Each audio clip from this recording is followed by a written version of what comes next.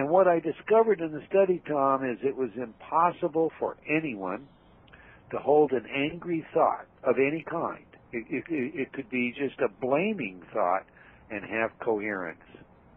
Impossible. They could be in complete coherence, and then I would say to them, what I'd like you to do is just think of somebody that you dislike. Bang, they were out of coherence, just like that. Mm-hmm. So, it would appear that we are not wired, well, and we've known this for many years because the body basically has two budgets analogous to a government. It has a budget for growth and it has a budget for defense. And when you put it in that place where it's looking at blame or anger or shame or guilt and all those negative feelings, it's gone to defense. And we don't just have the catecholamines building up and the wrong, neurochemicals flooding our body, but we also, it would appear, have this incoherence appearing in our very cardiovascular system. So all of these kinds of tools, whether most of which you would never have to buy anything, but then some of the more sophisticated newer tools are all included in the back half of mind programming. Now I answered your question, sir. You sure did. So definitely you don't want to watch the news anymore because that's not good for the heart. That's what I got out of that. Yeah, that's pretty close. At the same time, you need to be informed. So right. You have a real delicate balance there, but if you're going to watch the news, you need to watch more than one. I tell you, I look at one station, let's take, for example, Fox, and the story that I hear on Fox is so diametrically opposite to what I'll hear on MSN that you wonder what's going on here. I mean, we definitely have Lewis Carroll interpreting Alice in Wonderland's visit, So, sometimes you really need to look at both just in order to juxtapose the two positions, and somewhere in the middle is what's really going on. It's unfortunate that our news is so editorialized today as opposed to just news, but it is. Right. Okay, a new book. What does that mean? Great title. Well, that became the third in the trilogy, Tom. Right. Once you, as in Choices and Illusions, realize that you don't own your own thoughts, then in programming realize who does own them and how you can get them back, then the next thing that happens is you start asking yourself, the big question. So who am I really? Carl Jung said, until you make the unconscious conscious, it will direct your life, and you will call it fate. And that's exactly how most people live their lives. Yeah. What happens to them, they think, is intended to happen to them. I just came back from Toronto where I did a presentation and had wonderful people, wonderful audience up there, all about what does it mean. And you can kind of frame this book, the nature of the book, this way. Years ago, in the Greek days, the pre-Socratic Greek days, about 500 years BC, we had, men like Pythagoras and Thales. And of course, Thales is given credit for founding science and philosophy. But we all, from school know who Pythagoras is, the Pythagorean theorem, and so forth. What many don't know is Pythagoras was also a mystic. And he had a brotherhood, a very highly respected brotherhood. This is the mathematician, musician that put the sixth string on the lyre and believed that if you were in touch with your higher self, you would hear the music of the spheres. Mm-hmm. So part of the goal of the brotherhood was to become enlightened, because that enlightenment revealed the music of the spheres, and that was itself a quintessential, ineffable experience of one with the one. Okay? Mm-hmm. So if you wanted to be a member of this brotherhood, highly respected, there were certain criteria that you had to satisfy. Among the criteria was you had to appear before the entire academy, including Pythagoras, with a contribution. And the contribution simply was one thing that you could say with an absolute certainty that you knew?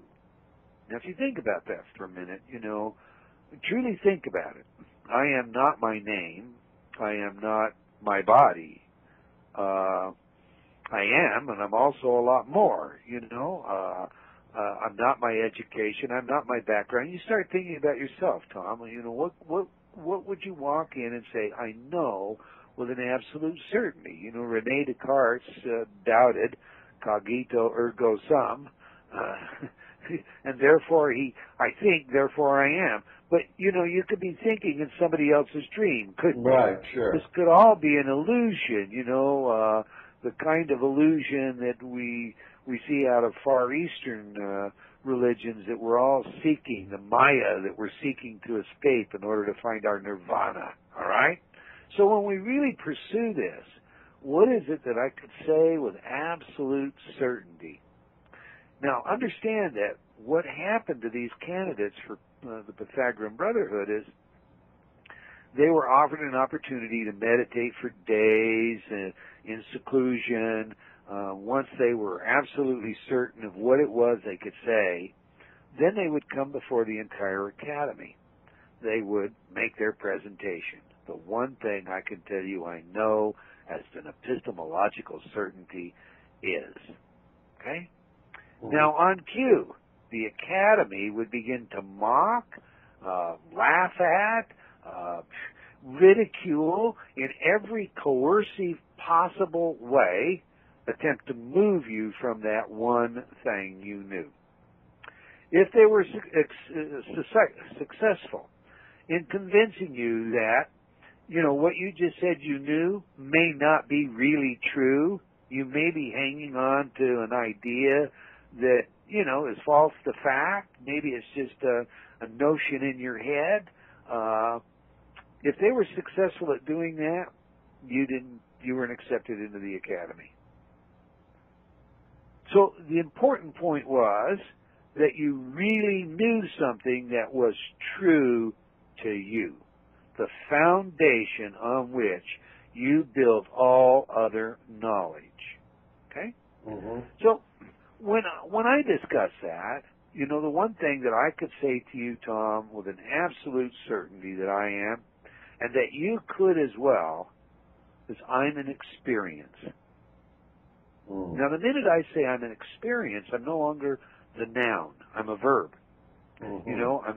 I'm not 6 foot tall and 175 pounds and Eldon Taylor and live in Washington State and da-da-da-da-da-da-da-da.